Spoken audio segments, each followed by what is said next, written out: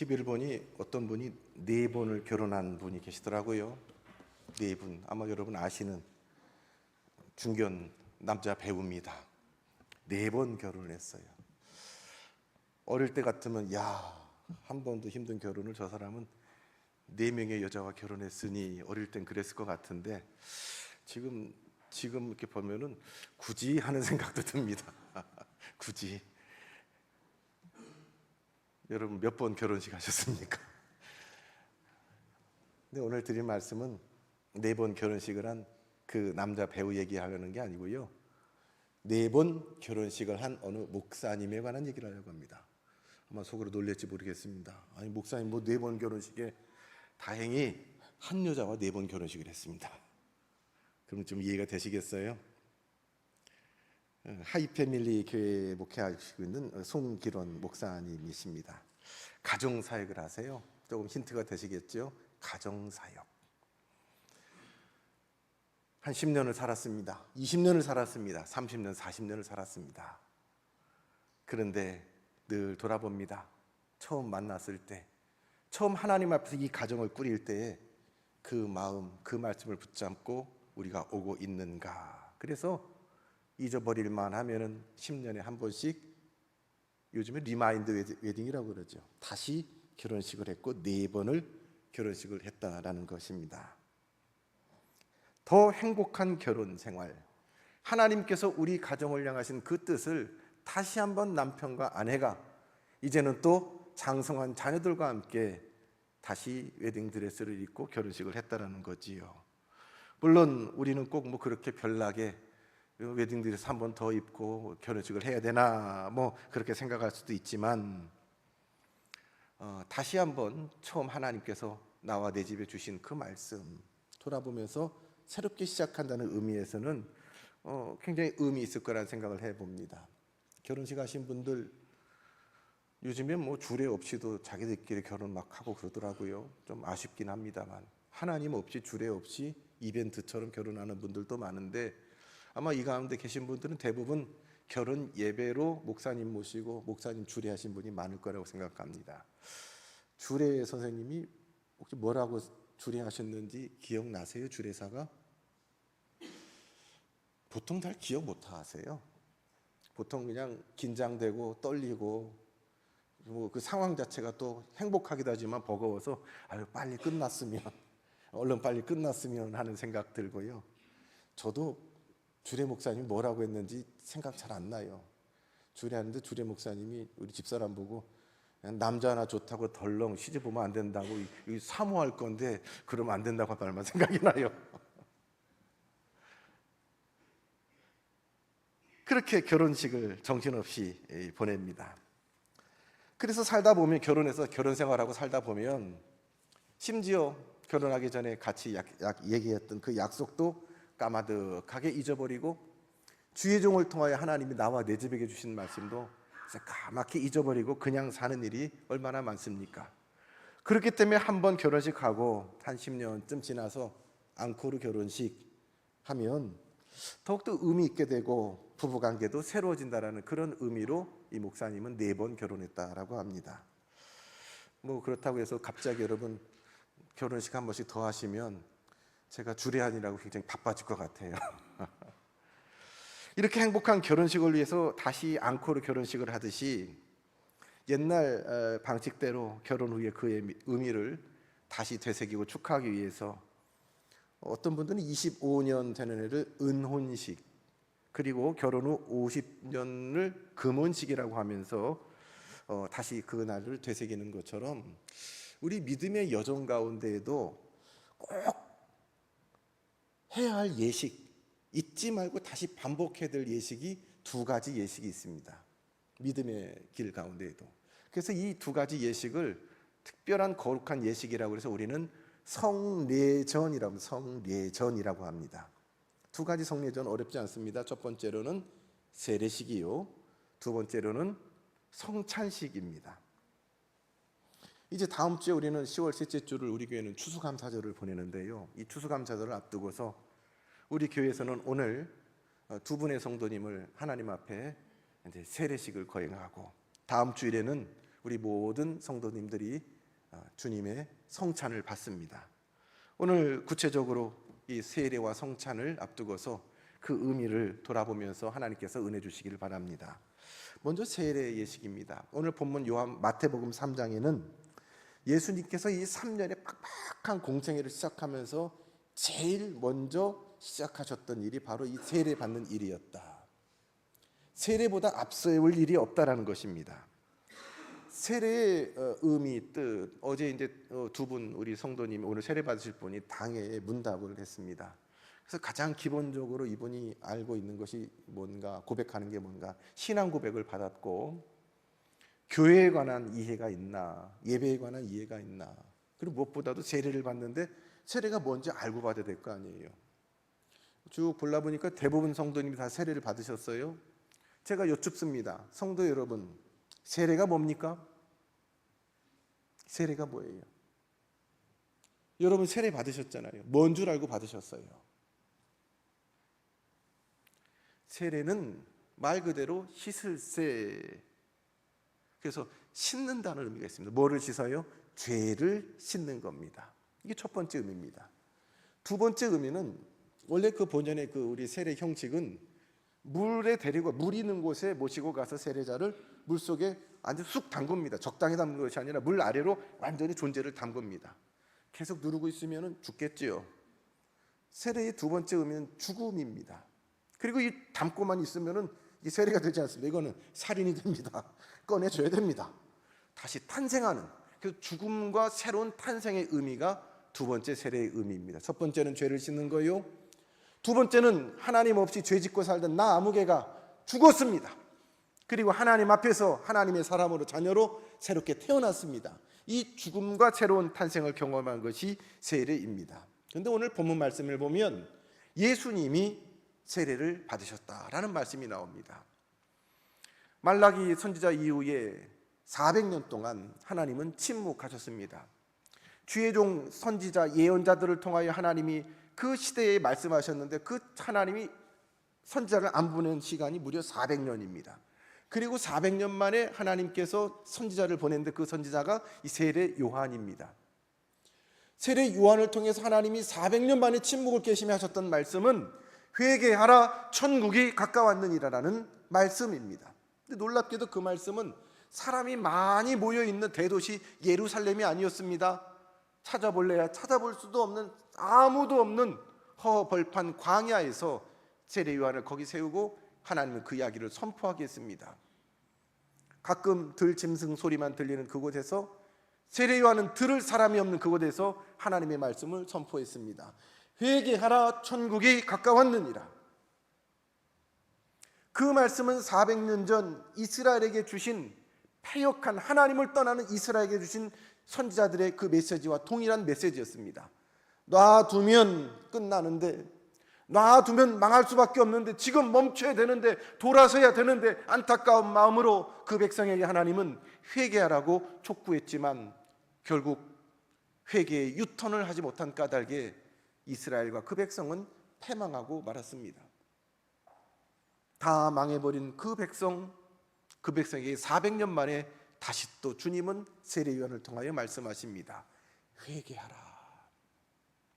그리고 두 번째 말씀, 하나님 나라 천국이 가까이 왔다. 시간이 얼마 없다라는 겁니다. 하나님의 시간이 가까이 왔다라는 것입니다. 그 하나님의 시간이 가까이 오기 전에 회개하고 그 시간을 맞을 준비를 지금 해야 된다라는 것입니다. 나중에 회개하십시오, 회개해야 됩니다가 아니라 지금 회개하라라고 하나님은 세례 요한을 통하여 허허벌판 광야에서 그는 외쳤습니다. 누군가가 지나가던 사람이 들었나 모릅니다. 그 이야기를 듣고 그 사람은 회개했나 모릅니다. 한 사람, 두 사람, 허허벌판 광야로 요단강가로 나오는 사람들이 있었습니다. 그리고 그 사람들이 자기의 죄를 하나님 앞에 뉘우치고, 죄인 누구는 지금 죽었습니다, 나를 씻어주세요, 하나님의 사람 누구로 태어났습니다 하면서 세례받는 일들이 늘어났습니다. 구름대같이 회개 자리로 나오는 백성들이 늘어났습니다. 하나님의 은혜고 역사였지요. 놀랍게 그 많은 사람 가운데 한 사람이 섞여서 오고 있었는데 그분이 바로 예수님이었습니다. 아무도 못 알아봤지만 세례 요한은 예수님을 한눈에 알아보았습니다. 깜짝 놀랐습니다. 그리고 예수님 앞에 세례 요한은 엎드려서 이렇게 말하지요. 내가 당신한테 세례를 받아야 합니다. 예수님 앞에 나는 죄인입니다 라고 세례 요한은 고백하는 겁니다. 죄 없으신 예수님이 내게 세례를 주셔야 합니다. 내 죄를 깨끗하게 해주셔야 됩니다라고 신앙 고백을 하고 있습니다. 내가 어찌 당신에게 세례를 베풀 수 있겠습니까? 그러나 주님은 이제 허락하라. 이와 같이 하여 모든 의를 이루는 것이, 이 의는 하나님의 뜻, 하나님의 의입니다. 하나님의 뜻이다 라고 주님은 세례 요한을 이렇게 세우고 그 앞에 무릎을 꿇고 요한으로부터 세례를 받으셨습니다. 예수님이 세례 요한에게 세례를 받으시는 그 순간 놀라운 광경이 세 가지가 펼쳐집니다. 첫 번째로는 하늘이 열렸습니다. 여러분, 하늘이 열렸다. 무슨 의미일까요? 하늘이 무너져도 솟아날 구멍이 있다면서요? 어떤 구멍이요? 그 구멍으로 하나님이 우리의 곤란과 환난과 괴로움을 보시면, 하나님과 얼굴이 마주되고 눈이 마주치면 우리는 솟아날 구멍, 살 길이 있습니다. 절망스러운 어떤 하늘이 무너지는 것 같은 상황이 펼쳐져도 그 무너지는 하늘 너머로 하나님의 얼굴과 내 얼굴이 마주하면 구원의 길이 있습니다. 하나님이 예수님의 세례 받으시는 그곳을 주목하셨습니다. 하늘 문이 열렸습니다. 그리고 두 번째로 성령이 비둘기같이 예수님의 세례 자리에 임했습니다. 열린 하늘 사이로 큰 소리가 들렸습니다. 그 소리는 세례 받으시는 예수님뿐만 아니라 그 옆에 있는 세례 집례자인 세례 요한과 그 옆에 있는 많은 무리도 같이 들었습니다. 그래서 오늘 말씀으로 전해지지 않습니까? 뭐라고 하십니까? 이는 내 사랑하는 아들이요 내가 기뻐하는 자다라는 하나님의 음성이 쩌렁쩌렁 그 광야에 울려 퍼졌습니다. 이 말씀을 통해서 우리가 오늘 주의 말씀으로 받을 수 있는 것은 세례의 자리는 이런 자리입니다. 한 영혼이 예수 그리스도께서 나의 주되심을 고백하고 주님의 앞에 나와서 신앙 고백하며 세례를 받을 때 하늘의 문이 열려지는 역사가 지금도 일어나고 있습니다. 성령이 비둘기같이 그 가운데 임하실 것입니다. 그리고 본인뿐만 아니라 세례받는 이뿐만 아니라 그 자리에 있는 모든 사람들이 이는 내 사랑하는 아들이요 내가 기뻐하는 자다라는 그 음성을 다 같이 듣는 자리가 바로 이 세례의 자리입니다. 오늘 이 장면 가운데 우리가 볼 수 있는 것은 성부, 성자, 성령님이 한 자리에 모인 것을 볼 수 있습니다. 즉 세례의 자리는 성삼위 하나님께서 함께 하시는 놀라운 은혜와 역사의 자리입니다.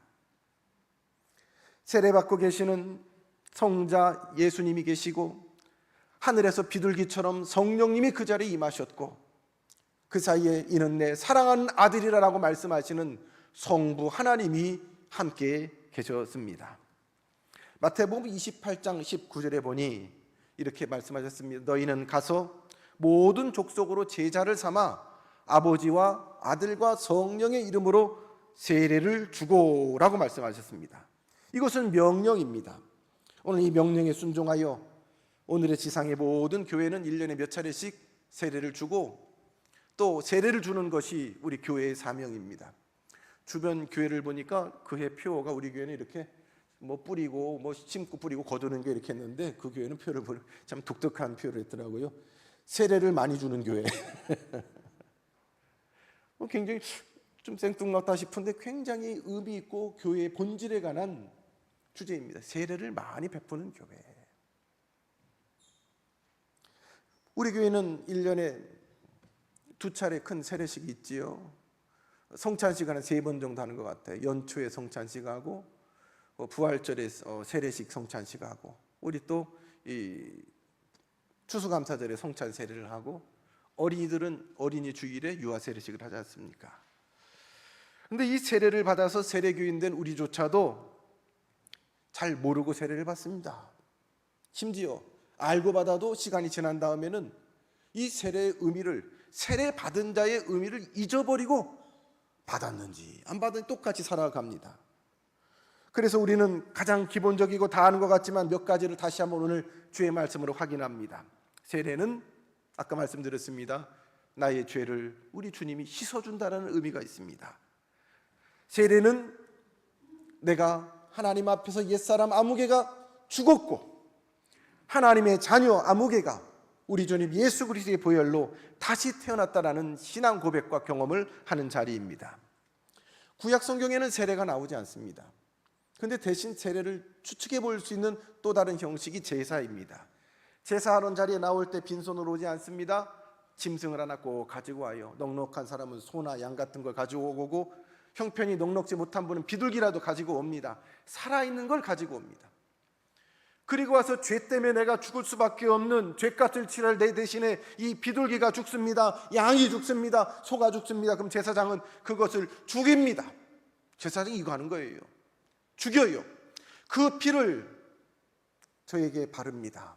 그 하나님 앞에서 합니다. 이 사람이 죄 때문에 죽어야 되는데 지금 비둘기가 죽었습니다. 이 양이 죽었습니다. 그리고 그 피를 단에 묻힙니다. 이 신약에서는 그 대신에 이 피 대신에 물을 사용합니다. 물을 사용해서 뿌리기도 하고 물에 담그기도 합니다. 근데 이 물은 엄격한 의미에서 그냥 물이 아니라 우리 주님 예수 그리스도의 보혈 피를 상징합니다.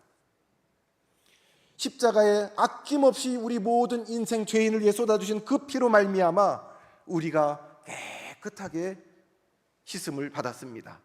이것을 우리는 알고 물로 피를 대신해서 세례를 받습니다. 누가 세례를 받았습니까? 우리는 물론 교회법에는 세례받기 위해서는 몇 살 이상 돼야 되고 뭐 얼마 이상 교회를 출석해야 되는 그것이 있습니다만, 그와 별개로 누가 세례를 받느냐, 세 가지 자격이 필요합니다. 첫 번째로는 예수 그리스도를 내 구주로 고백하는 사람입니다. 내가 죽어야 할 그 죄값을 우리 주님이 십자가 위에서 죽으셨다라는 그 신앙 고백, 예수님이 대신 죽어주셨다는 신앙 고백, 그래서 예수님을 나의 구주로 고백하는 사람이 세례를 받습니다. 두 번째, 나는 죄인입니다. 죄의 무게와 죄의 두려움을 아는 사람이 세례받을 수 있습니다. 성도 여러분, 죄 때문에 잠을 못 주무시고 괴로워하신 분 있습니까? 내가 이 죄를 가지고 어떻게 사나, 너무 부끄럽고 두려워서, 죄의 대가를 치를 것이 겁이 나고 두려워서 어쩔 줄 몰라 하며 하나님 앞에 말도 못하고 눈물 흘려본 적 있습니까? 이런 죄인이라고 회개하는 양심, 하나님 앞에 나와 주님 내가 죄인입니다 라고 고백할 수 있는 양심, 내가 무슨 죄가 있어 하는 사람한테 무슨 죄사함이 있어요? 그것도 순서가 바뀔 수도 있습니다. 이 죄 때문에 어쩔 줄 몰라고 괴로워하면서 고통스러워하는 이 고통함이 있을 때 이 죄를 가지고 주님 앞에 나와서 주님이 그 죄값을 대신해 주시는 이 두 가지 자격이 있어야 합니다. 마지막으로 세례를 받는 순간에, 내가 하나님의 자녀 되는 순간에 내가 이제 하나님의 자녀이기 까닭에 이전과는 다르게 살겠습니다, 과거로 돌아가지 않겠습니다라는 하나님의 말씀대로 진리대로 살겠다는 결단, 이 세 가지가 있을 때 그 사람은 세례를 받을 수 있습니다. 다시 정리합니다. 예수 그리스도를 나의 구주로 고백하셔야 됩니다. 내가 죄인이라고 하나님 앞에 그 죄를 끌고 나와야 합니다. 회개하는 양심이 있어야 합니다.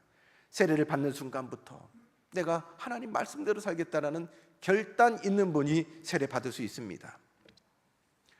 이제 오늘 받으시는 세례는 물 세례입니다.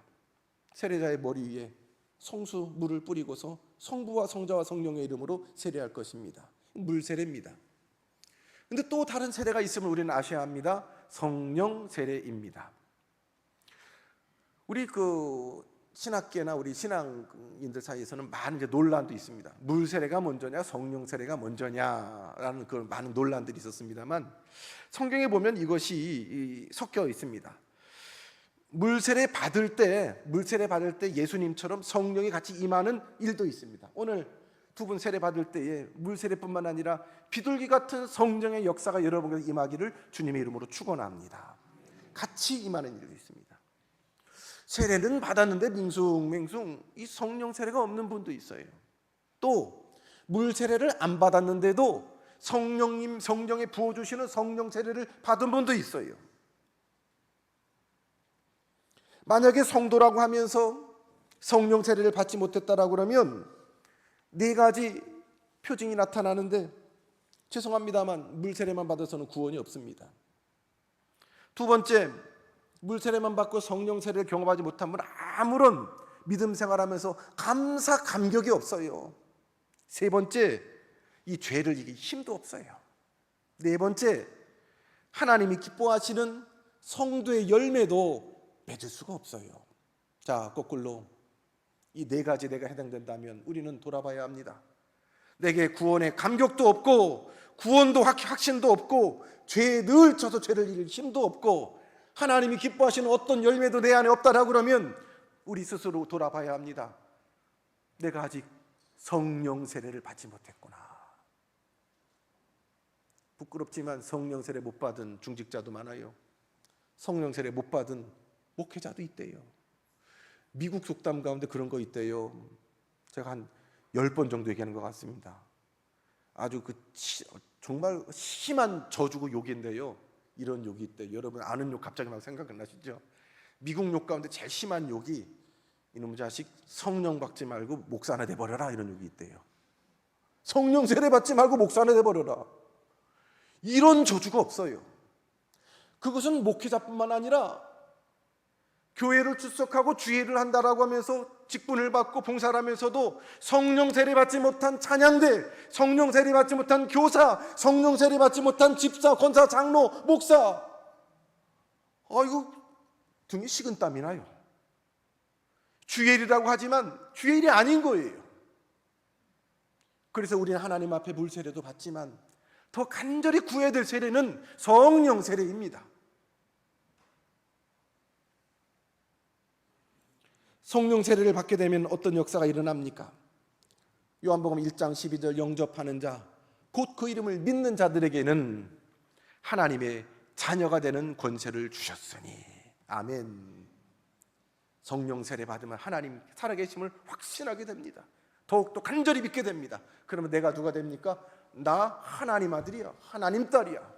하나님의 자녀로서의 권세를, 하나님의 권세를 하나님의 딸로, 아들로 내가 이 땅을 누리며 살아갑니다. 하나님의 사람으로 능력 있게 살아갑니다. 내 힘으로, 내 지식으로, 내 가진 것으로 사는 것이 아니라 하나님의 능력으로, 내가 힘입어 그 능력으로 살아갑니다. 하나님의 자녀가 되는 그 권세를 누립니다. 마태복음 28장 20절에 보면 세례를 받은 주의 종에게는 내가 세상 끝날까지 너희와 항상 함께 있으리라. 세례받은 성도에게 하나님이 이 땅 끝날까지, 주님이 다시 오시는 그 순간까지, 아니 이 땅에서 우리의 마지막 호흡이 끝날 때까지 우리 주님이 우리와 함께 하신다라는 은총의 약속을 해주십니다. 그러므로 이미 세례받은 성도님들이거나 오늘 세례받은 우리 모든 성도님들이 이 세례를 통해서 나의 모든 죄가 사함을 받고 내가 하나님의 자녀 되었다라는 그 놀라운 감격, 물세례와 성령세례를 경험할 수 있기를 주님의 이름으로 축원합니다. 두 번째로 거룩한 예식 가운데 성찬 예식이 있습니다. 이 성찬 예식은 주님이 잡히시기 전날 밤 성금요일이 제자들과 함께 했던 그 마지막 식사에 기원합니다. 근데 이 식사는 특별한 식사를 메뉴를 더 하거나 바꾼 게 아니에요. 특별한 사람이 그 자리에 참여한 것 아니에요. 늘 12명의 제자들과 예수님이 13분이 같이 하던 식사입니다. 메뉴도 달라질 것도 없고 늘 먹던 식사입니다. 근데 그날따라 주님이 이 떡을 떼어서 제자들에게 나눠주시는데 아마 민감했던 제자들은 느꼈을지도 모르겠습니다. 오늘 이상하게 이 방 공기가 좀 다른 때하고 달라. 느낌이 달라. 예수님의 눈빛과 표정이 무슨 일이 있어? 좀 달라. 이미 느꼈을 겁니다. 근데 떡을 떼어주시는데 예수님이 받으라. 이것은 너희를 위해 주는 나의 몸이다 라고 말씀하세요. 당황스러웠겠지요? 만약에 우리 어머니들이 밥상을 차리고 밥솥에 밥을 뜨면서 우리 가족들에게 주면서 남편에게, 자녀에게 주면서 여보 이거 내 몸이야, 맛있게 먹어. 얘들아 이거 엄마 살이다, 맛있게 먹어. 아마 놀래가지고 엄마 얼굴 쳐다볼 거예요. 이 포도주는 음료수 아니겠어요? 물을 한 잔씩 따라주면서 여보 쭉 마셔. 내 피야. 이거 엄마 피다. 그러면 뭐 그냥 정신 하나도 없어가지고 이렇게 쳐다볼 거예요. 근데 예수님은 제자들에게 떡을 나눠주시면서 평소와 전혀 다른 표정, 다른 눈빛으로, 어쩌면 결의에 찬 표정으로, 받으라, 먹으라, 이거는 너희를 위하여 내 몸이다. 이거 마셔. 너희를 위하여 주는 내 피다라고 말씀하세요. 제자들은 그 의미를 이해 못했지요. 뭐지? 왜 이러지? 아마 식사 끝나고 나서 수근수근했을 겁니다. 그리고 나서 그날 밤 예수님께서 겟세마네 동산에서 체포돼서 결박당하시고 다 도망간 후에 몇몇 제자들은 도망갔으면서 쫓아가면서 어떻게 되나 훔쳐봤던 것 같아요. 베드로나. 그랬더니 끌려가서 옷을 다 벗겨지시고 그 뼈조각이 있는 그 채찍으로 예수님이 막 두들겨 맞으시는데 뼈조각 때문에 살점이 퍽퍽 뜯겨져 나갈 때에 그 채찍에 달린 예수님의 피 묻은 살을 볼 때에 어떤 제자들은 비로소 알았을 겁니다. 그 떡의 의미를 말입니다. 가시로 면류관이라고 씌워서 조롱하면서 예수님 머리에 꽉 씌워졌을 때에 예수님의 머리 살 사이로 주르륵 흘러내리는 그 피를 보면서 창에 옆구리가 찔려져서 벌컥벌컥 솟아나오는 예수님의 피를 보면서 어떤 제자들은 주님이 그 잔을 주시면서 이것은 너희를 위하여 주는 나의 언약의 피다, 잔이다라고 말씀하시는 그 의미를 비로소 알았을 것입니다.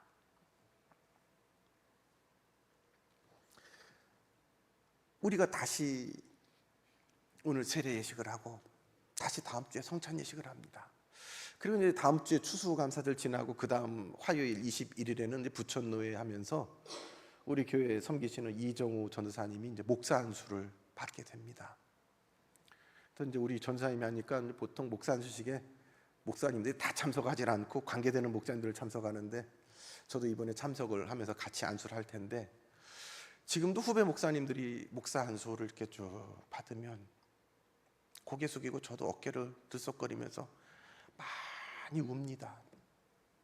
한참 지나간 시간인데도 하나님께서 내게 목사로 기름 부어 주실 때 주셨던 그 거룩한 약속 가운데 내가 지금 잘 가고 있는가?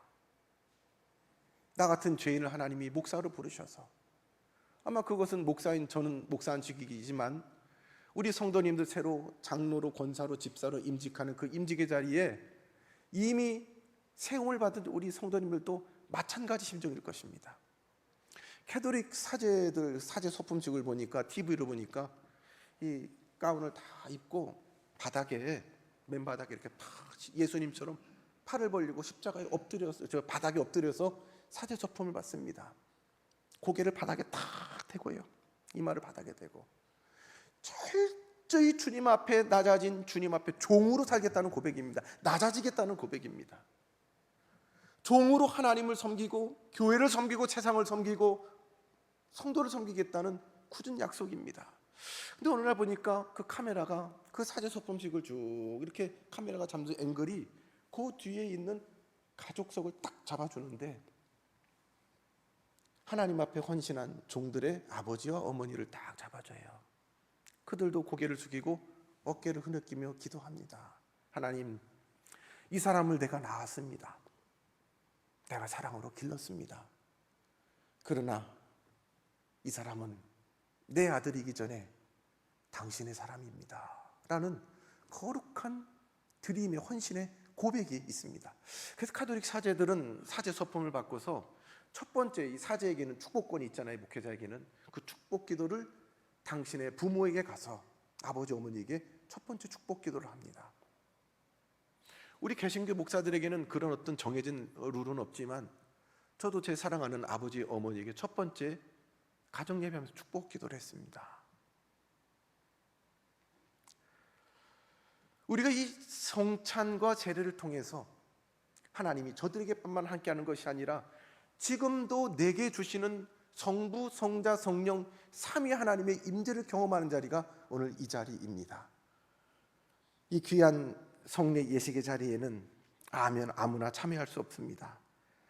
주님의 십자가의 의미를 알고 고백하는 분들만 참여할 수 있습니다. 오늘 이 세례식과 다음 주에 있는 우리 성찬 예식 가운데에 하나님께서 우리 가운데 임재하시고 우리 가운데 역사하시는 그 놀라운 일들을 더불어 경험하는 귀한 예식 되길 주님의 이름으로 축원합니다. 주님의 이름을 부르며 예배하는 이 시간, 하늘 문을 여시고 주님의 눈과 주님의 귀와 주님의 마음이 우리와 함께 있어서 우리 예배를 받아주시니 감사합니다. 오늘 특별히 하나님의 자녀됨을 다시 확인하는 귀한 세례 예식이 있사오니 이 자리 가운데도 주님께서 세례 받을 때와 같이 성삼위 하나님 함께하여 주시옵소서. 예수님 이름으로 기도드리옵나이다. 아멘.